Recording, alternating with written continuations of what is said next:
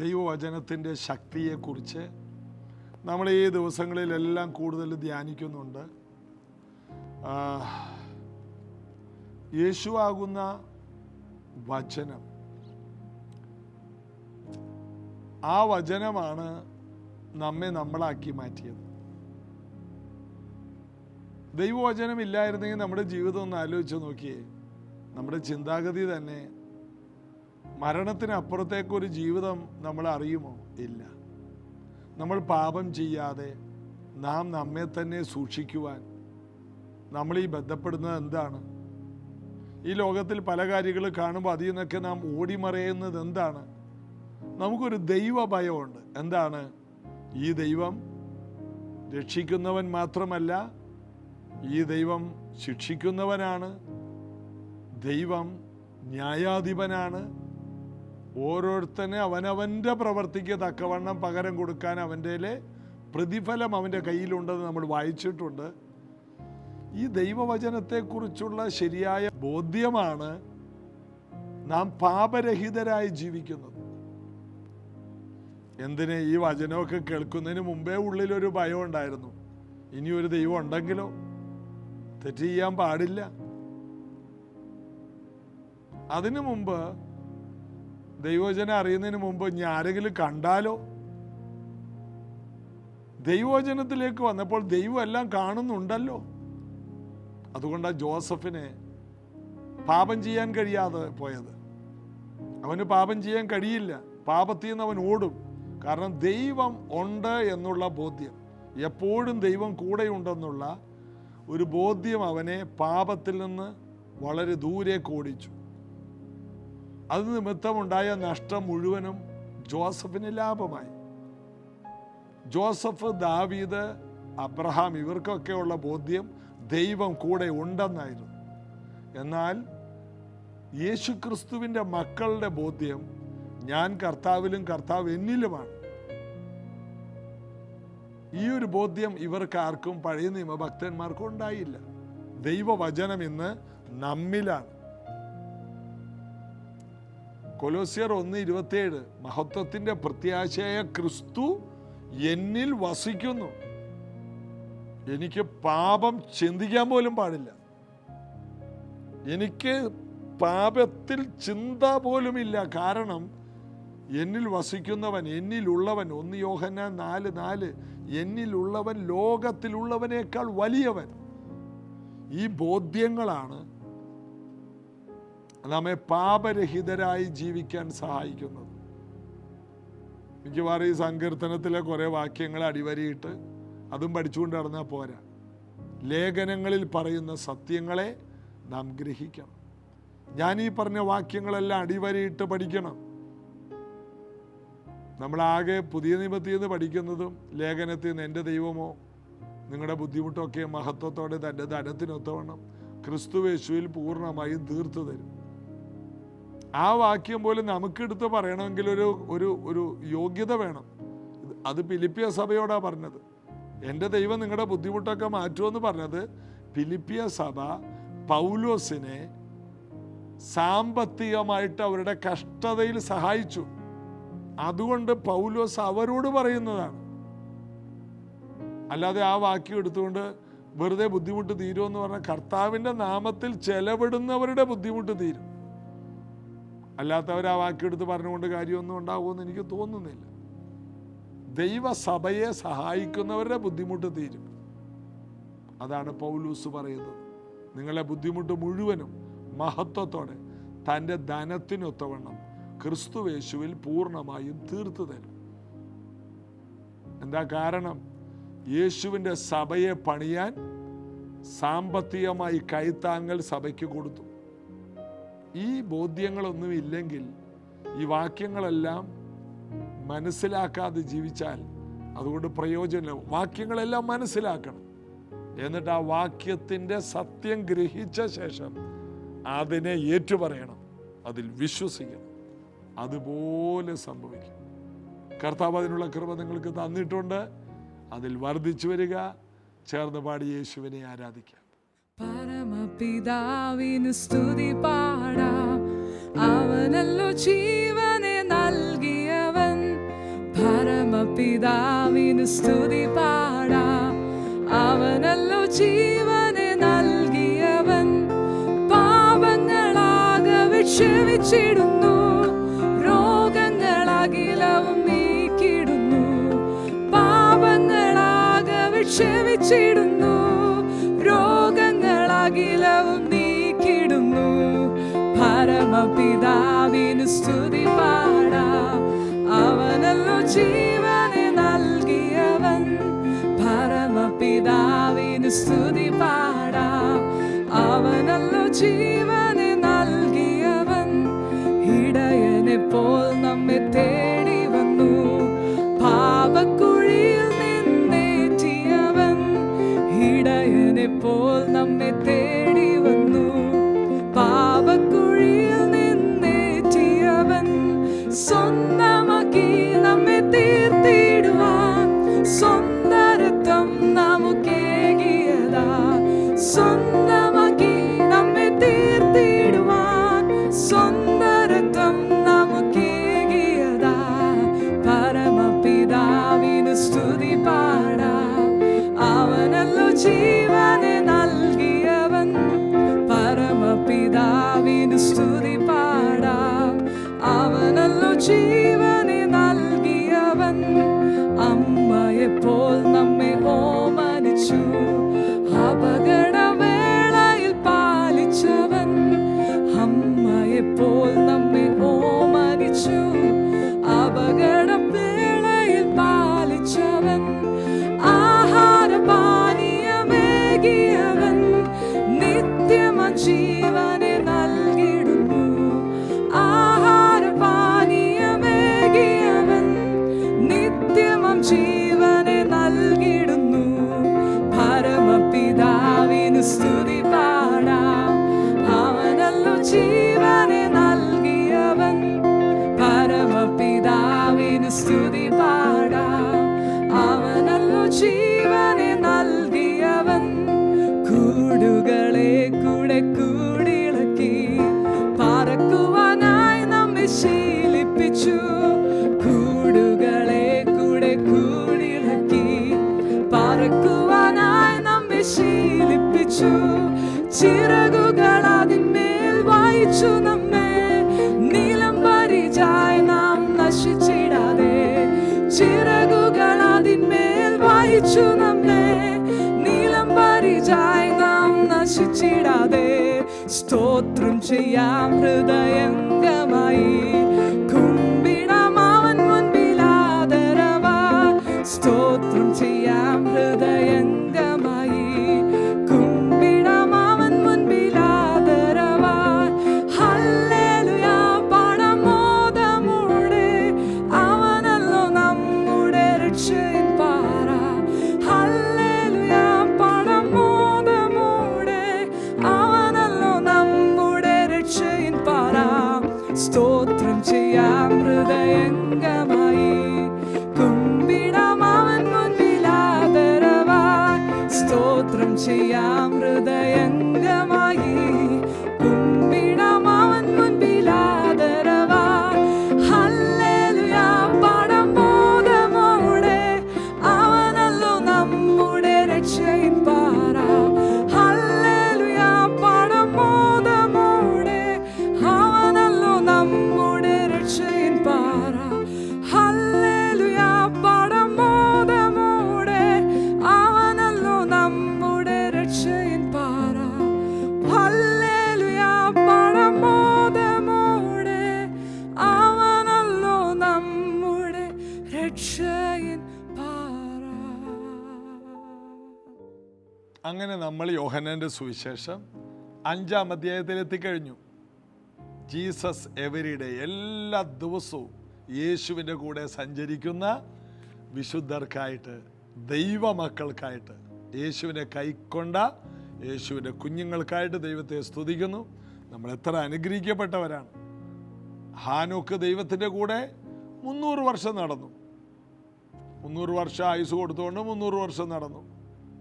നമ്മൾ രക്ഷിക്കപ്പെട്ട അന്നു മുതൽ നിത്യത മുഴുവനും യേശുവിൻ്റെ കൂടെയാണ്. നമുക്ക് അത്രയും നടക്കാനുള്ള സമയം ദൈവം ഈ ഭൂമിയിൽ തന്നാൽ അത്രയും നടക്കും. ദൈവം നമുക്ക് 100 വർഷം നിന്ന് 100, 50 വർഷം നിന്ന് 50, ശേഷിക്കുന്ന വർഷം എൻ്റെ അറിവില്ലായ്മയുടെ കാലത്ത് ഞാൻ ദൈവത്തിൻ്റെ കൂടെ നടന്നില്ല. അതാണ് പൗലോസ് പറയുന്നത്.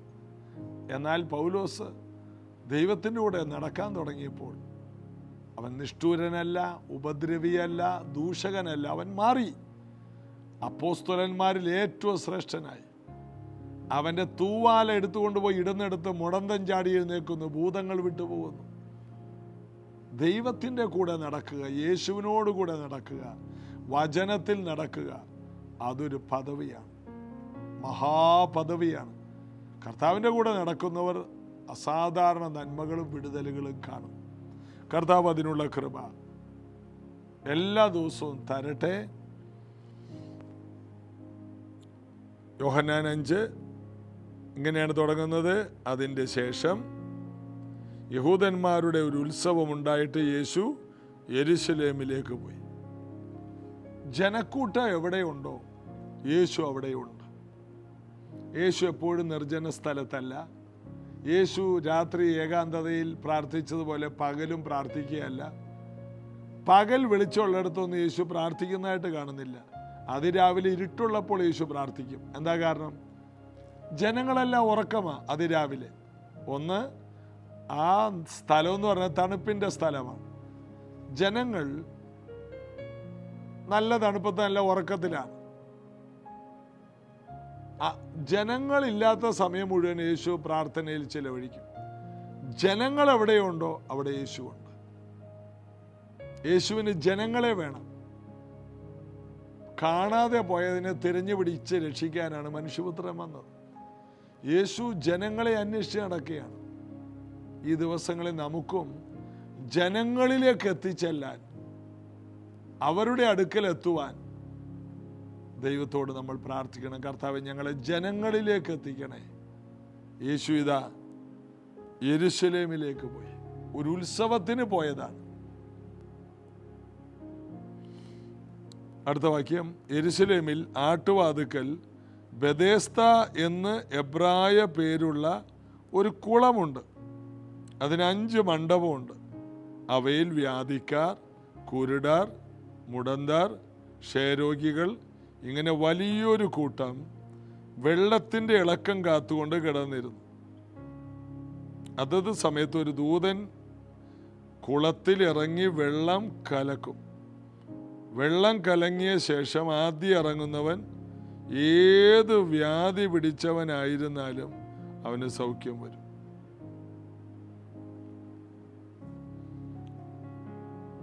വലിയ പ്രതീക്ഷയോടെ കിടക്കുന്ന ഒരു കൂട്ടം ജനത്തെ യെരുശലേമിൽ യേശു പോയി കാണുകയാണ്. നമ്മൾ പറയില്ലേ, പ്രതീക്ഷകളില്ലാത്തവരാണ്. ആര് പറയും? എല്ലാവർക്കും പ്രതീക്ഷയുണ്ട്. പ്രതീക്ഷയുണ്ടെന്നുള്ളതിൻ്റെ തെളിവാണ് ഹോസ്പിറ്റലുകളിൽ ഓരോ വാർഡിൽ ആൾക്കാർ കിടക്കുന്നത്. മെഡിക്കൽ കോളേജിൽ പല വാർഡുകളുണ്ട്. അതിൽ വ്യാധിക്കാർ, കുരുടർ, ചെകിടർ, മുടന്തർ, ഈ ഭാഷ തന്നെ നമുക്ക് ഉപയോഗിക്കാം.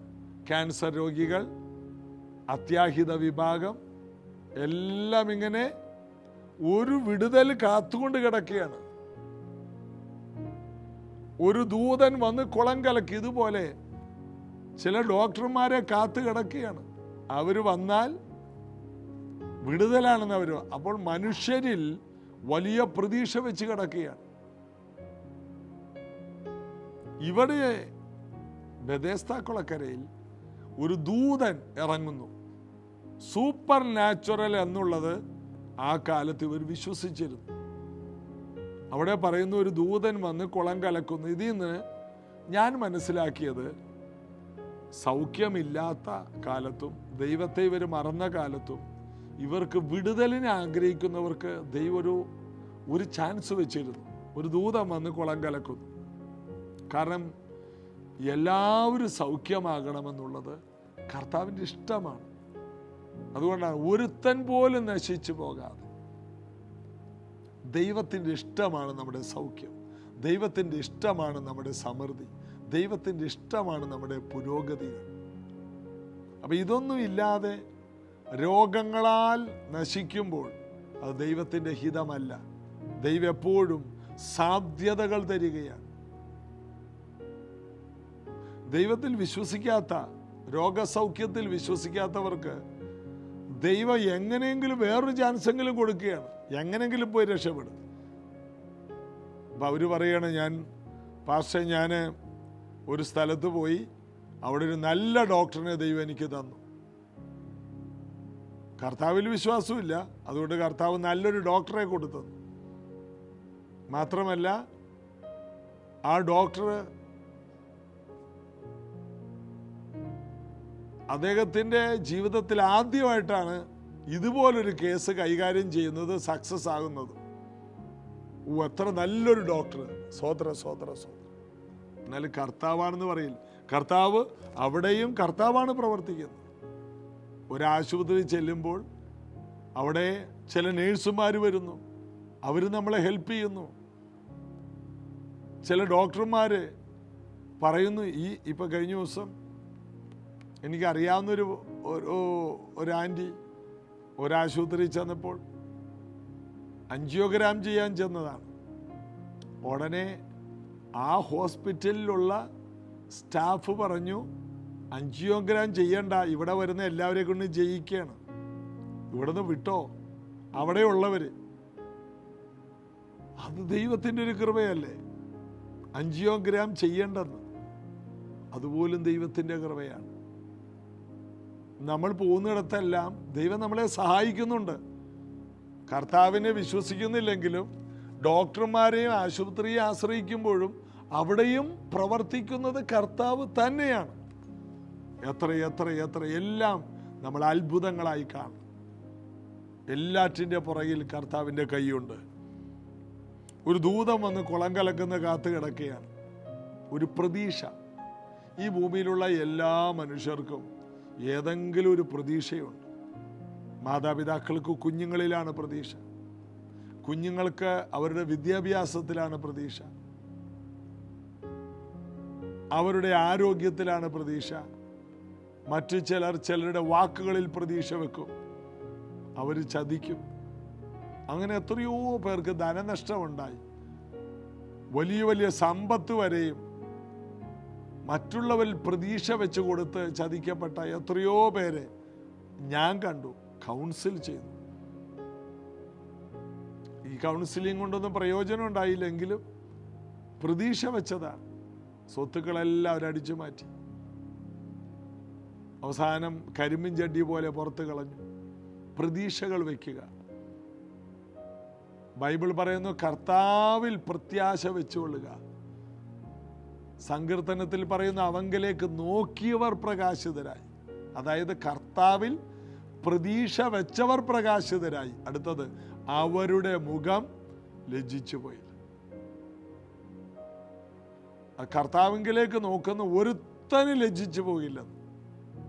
ഇവർ നോക്കുന്നതെല്ലാം ഒരു ദൂതനിലേക്കാണ്. ഇതാ 5-ാം വാക്യത്തിൽ, എന്നാൽ 38 ആണ്ട് രോഗം പിടിച്ച് കിടന്നൊരു മനുഷ്യൻ അവിടെ ഉണ്ടായിരുന്നു. അവൻ കിടക്കുന്നത് യേശു കണ്ടു. യേശു പോയതൊരു ഉത്സവത്തിലേക്കാണ്. എന്നാൽ യേശുവിൻ്റെ ഹൃദയം ഈ ബെഥെസ്ദ കുളക്കരയിലോട്ട് മാറി. കാരണം ഇവരാരും ഉത്സവത്തിന് പോകില്ല. ഇവരെല്ലാം കിടപ്പ് രോഗികളാണ്. ഇവർക്കാർക്കും ഉത്സവത്തിൽ പോകാൻ സന്തോഷമില്ല. ഉത്സവത്തിന് പോകുന്ന ആരോഗ്യമുള്ളവരും കുഴപ്പമില്ലാത്തവരുമാണ്. എന്നാൽ ഇവരെല്ലാം കിടപ്പുള്ളവരാണ്. ജീവിതത്തിൽ എഴുന്നേറ്റ് നടക്കാൻ നിർവാഹമില്ലാത്തവരും തകർന്നവരുമാണ്. യേശു ഉത്സവ സ്ഥലത്ത് നിന്ന് തിരിഞ്ഞ് എവിടെ വന്നു? ഈ ബെഥെസ്ദ കുളക്കരയിൽ വന്നു. അവൻ കിടക്കുന്നത് യേശു കണ്ടു. അവിടെ ഏറ്റവും അധികം നാളായിട്ട് കിടക്കുന്ന 38 വർഷമായിട്ട് കിടക്കുന്ന ഒരുവനെ കണ്ടു. അവൻ ഏറിയ കാലമായി ഇരിക്കുന്നു എന്ന് അറിഞ്ഞു. യേശു അവനോട് ചോദിച്ചു, നിനക്ക് സൗഖ്യമാകാൻ മനസ്സ് ഉണ്ടോ? നമ്മൾ പറയില്ല, മനസ്സിലായോ? മനസ്സിൽ ആയോ? നമ്മളെ പെട്ടെന്ന് മനസ്സിലായോ എന്ന് ചോദിക്കും. നിനക്ക് സൗഖ്യമാകാൻ മനസ്സ് ഉണ്ടോ? അപ്പോൾ ഈ നമുക്കൊരു മനസ്സുണ്ടെങ്കിൽ നമുക്ക് സൗഖ്യമാകാം എന്ന് യേശു ഉറപ്പിക്കുകയാണ്. നിനക്ക് മനസ്സുണ്ടോ? അവിടെ ഞാൻ ദൈവപുത്രനാണെന്ന് പറയുന്നില്ല, ദൈവപുത്രനിൽ വിശ്വസിക്കുന്നുണ്ടോ എന്നൊന്നും പറയുന്നില്ല. യേശു അവിടെ ചോദിക്കുന്ന ചോദ്യം, നിനക്ക് മനസ്സുണ്ടോ? അവൻ പറഞ്ഞു, എന്നെ കുളത്തിലിറക്കാൻ ആരും ഇല്ല. ഞാൻ ചെല്ലുമ്പോഴേക്കും വേറെ ഒരുത്തൻ ഇറങ്ങുന്നു, അവൻ സൗഖ്യമാകുന്നു. 38 വർഷമായിട്ട് ഈ കിടപ്പാണ്. യേശു അവനോട് പറഞ്ഞു, എഴുന്നേറ്റ് നിന്റെ കിടക്ക എടുത്ത് നടക്കാന്ന് പറഞ്ഞു. മനസ്സുണ്ടോ നിനക്ക്? നിന്റെ കിടക്ക എടുത്ത് നടക്കാൻ പറഞ്ഞു. 38 വർഷമായിട്ട് കിടത്തിയ കിടക്ക അവിടെ വായിക്കുന്നു, ഉടനെ ആ മനുഷ്യൻ സൗഖ്യമായി കിടക്ക എടുത്തു നടന്നു. ദൈവപുത്രനിൽ വിശ്വസിച്ചത് കൊണ്ടൊന്നുമല്ല. നീ എഴുന്നേറ്റ് കിടക്കെടുത്ത് നടക്കാം, നിനക്ക് മനസ്സുണ്ടെങ്കിൽ. അതിൻ്റെ അർത്ഥം മനുഷ്യനിൽ തന്നെ ദൈവം ഇതുപോലൊരു മനസ്സ് വെച്ചിട്ടുണ്ട്. അതാണ് ഉൽപ്പത്തി പുസ്തകം 11-ാം അധ്യായത്തിൽ നമുക്കത് കാണാം. അതായത് അവർക്കൊന്നും അസാധ്യമല്ല. അവർ ചെയ്യാൻ നിരൂപിക്കുന്നത് എല്ലാവർക്കും കഴിയും. അതാണ് അവിടെ കൊടുത്തിരിക്കുന്നത്. അവരെന്ത് വിചാരിച്ചാലും. ഇവിടെ വായിക്കുന്നു, ഉൽപ്പത്തി പുസ്തകം 11-ന്റെ-6 മുതൽ, ഇതാ ജനം ഒന്ന്, അവർക്കെല്ലാവർക്കും ഭാഷയൊന്ന്, ഇതും അവർ ചെയ്തു തുടങ്ങുന്നു. അവർ ചെയ്യാൻ നിരൂപിക്കുന്നതൊന്നും അവർക്ക് അസാധ്യമാവുകയില്ല. മനുഷ്യരെന്ത് ചെയ്യാൻ നിരൂപിച്ചാലും അത് നടക്കും. മനുഷ്യൻ ദൈവത്തിൻ്റെ മക്കളാണ്. പാപം ചെയ്തിട്ടും മനുഷ്യനിൽ ഭയങ്കര പ്രാപ്തിയുണ്ട്. പാപിയായ ഒരു മനുഷ്യൻ പോലും ഒരു കാര്യം നിരൂപിച്ചാൽ അവനത് ചെയ്തെടുക്കാൻ കഴിയും. ആ ഒരു കഴിവിനെയാണ് യേശു പുറത്തെടുത്തത്. ഞാൻ ദൈവപുത്രനാണ്, നീ ദൈവപുത്രനിൽ വിശ്വസിക്കുന്നുവോ? രക്തസ്രാവക്കാരത്തി എന്ത് ചെയ്തു? അവൻ്റെ വസ്ത്രത്തിൽ ഒന്ന് തൊട്ടാൽ എനിക്ക് സൗഖ്യമാകും. അങ്ങനെയാണ് തൊട്ടത്. യേശു ദൈവപുത്രനാണ് അറിഞ്ഞു തൊട്ടു, സൗഖ്യമുണ്ടായി. ഭർത്യമായി എന്ത് ചെയ്തു? ദാവീദ് പുത്ര, എന്നിൽ കരുണ കാണിക്കണം. ഞാൻ നിനക്ക് എന്ത് ചെയ്തു തരണം? എനിക്ക് കാഴ്ച വേണം. കാഴ്ച പ്രാപിക്കുക. ദൈവപുത്രനിലുള്ള വിശ്വാസം. അപ്പം ഈ 38 വർഷമായിട്ട് കിടക്കുന്നവന് യേശു ആരാണെന്ന് പോലും അറിയില്ല. ഈ വന്നിരിക്കുന്ന ആരാണെന്ന് പോലും അറിയില്ല. യേശു അങ്ങനെ പറയാനും പോയില്ല. എനിക്ക് തോന്നുന്നു യേശു ഒറ്റക്കാണ് അവിടെ ചെന്നതെന്ന് തോന്നുന്നു. അല്ലെങ്കിൽ യേശുവിൻ്റെ ആ വലിയൊരു കൂട്ടമായിട്ടുള്ള വരവ് കണ്ടാൽ ഞെട്ടിപ്പോവും. അറിയാണ്ട് സൗഖ്യം വന്നു പോവും. ഇതാരോ വലിയൊരു ഗുരുവാണെന്നുള്ള ചിന്ത.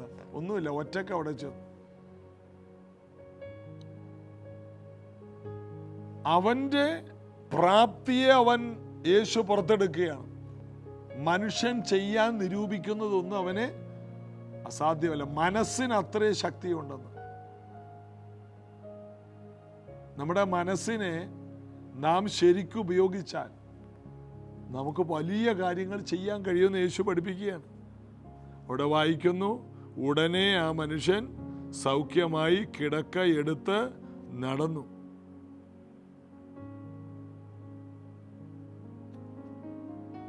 അവിടെ ഇതിൻ്റെ തെളിവ് എന്താണെന്ന് വെച്ചാൽ താഴോട്ട് വായിക്കുമ്പോൾ, എന്നാൽ അന്ന് ശബത്തായിരുന്നു.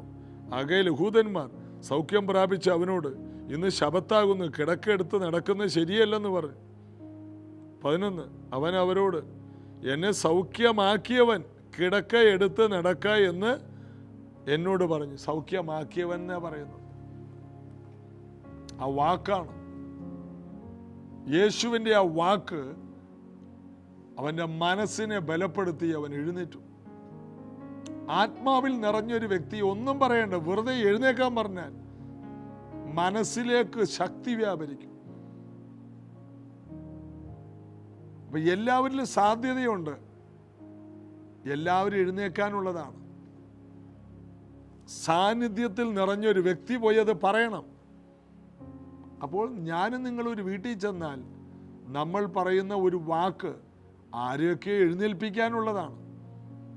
അതുകൊണ്ട് ഈ ദിവസങ്ങളിൽ പോകുന്നിടത്തെല്ലാം വർഷങ്ങളായി കിടന്നുപോയ, സാമ്പത്തികമായി തകർന്നു പോയ, മാനസികമായി തകർന്നു പോയ, കുടുംബം തകർന്നു പോയവരോടൊക്കെ പറയണം, എഴുന്നേക്ക്.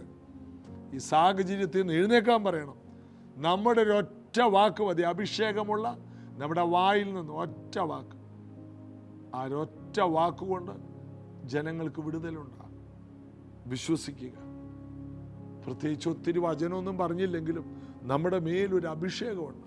ഈ അഭിഷേകത്തിൻ്റെ ശബ്ദം മതി, നമ്മുടെ വായിൽ നിന്ന് വരുന്ന ഒരൊറ്റ വാക്ക് മതി. അവിടെ യേശുവിൻ്റെ നാമം പോലും പറയണമെന്നില്ല. ചാൾസ് ഫിന്നി പോലെയുള്ള ദൈവദാസന്മാർ ഒരു വഴിയിലൂടെ പോകുമ്പോൾ ഇരുവശത്തുള്ളവർ രക്ഷിക്കപ്പെടുകയാണ്. അവിടെ യേശുവും പറഞ്ഞില്ല, ബൈബിളും പറഞ്ഞില്ല, വെറുതെ പോയപ്പോഴാണ്. എത്ര വലിയ അത്ഭുതമാണ്! ഇതുപോലെയുള്ള അത്ഭുതങ്ങൾ നമ്മുടെ പ്രസൻസിൽ, നമ്മുടെ മേലുള്ള അഭിഷേകം എപ്പോഴും ഇടതടവില്ലാതെ ദൈവമുഖം അന്വേഷിക്കുന്ന, നമ്മൾ എവിടെയെങ്കിലും ചെന്നാൽ പറയുന്ന വാക്കുകൾ പോലെ ഏത് മനുഷ്യനിലും സംഭവിക്കും. നമുക്കത് വിശ്വസിക്കാം, കർത്താവിൽ ആശ്രയിക്കാം, പ്രാർത്ഥിക്കാം. യേശുവിൻ്റെ നാമത്തിൽ ഞാനിവരെ അനുഗ്രഹിക്കുന്നു. ഈ വചനം കേട്ടവരിലെല്ലാം അത്ഭുതങ്ങൾ, ഈ വചനത്തിൽ തന്നെയുള്ള അത്ഭുതങ്ങൾ ഇവരിൽ സംഭവിക്കട്ടെ. എഴുന്നേൽക്കേണ്ടവർ എഴുന്നേൽക്കട്ടെ, ഉയരേണ്ടവർ ഉയരട്ടെ, വർഷങ്ങളായി ഒതുങ്ങിപ്പോയവരെല്ലാം പുറത്തു വരട്ടെ. തോറ്റ വിഷയങ്ങളിൽ വീണ്ടും പരീക്ഷ എഴുതി ചിലർ ജയിക്കട്ടെ. ഞാൻ ആ വചനത്തെ റിലീസ് ചെയ്യുന്നു. അകന്നുപോയ ബന്ധങ്ങൾ, കുടുംബ ബന്ധങ്ങൾ വീണ്ടും അടുക്കട്ടെ. വീട്ടിൽ നിന്ന് ഇറങ്ങിപ്പോയ ചില മക്കൾ തിരിച്ചു വരട്ടെ. യേശുവിൻ്റെ നാമത്തിൽ ആ വചനം ഞാൻ റിലീസ് ചെയ്യുന്നു. വർഷങ്ങളായി കിട്ടാനുള്ള ചില നന്മകൾ ഒരിക്കലും കിട്ടില്ലെന്ന് വിധിച്ച് തള്ളിയ വിഷയം, അത് യേശുവിൻ്റെ നാമത്തിൽ വരട്ടെ. അങ്ങനെയുള്ള ചിലതൊക്കെ കടന്നു വരും. കിട്ടാനുള്ളത് കിട്ടും. വലിയ തുകകൾ കയ്യിൽ വരും. ഒരിക്കലും കിട്ടില്ലെന്ന് കരുതി മറന്നു കളഞ്ഞത് ദൈവം അവരെ ഓർപ്പിക്കും, നിങ്ങളുടെ കയ്യിൽ വരും. യേശുവിൻ്റെ നാമത്തിൽ അത് സംഭവിക്കും. അനുഗ്രഹിക്കും. അത്ഭുതങ്ങളും അടയാളങ്ങളും കാണട്ടെ യേശുവിൻ നാമത്തിൽ. ആമേൻ. കർത്താവിൻ്റെ വലിയ പ്രവൃത്തികൾ കാണാൻ യേശു നമ്മെ വിളിച്ചിരിക്കുന്നു. കർത്താവിൻ്റെ കൃപകൾ കൊണ്ട് നമുക്ക് നിറയാം. നാളെ ഇതേ സമയത്ത് കാണാം. God bless you.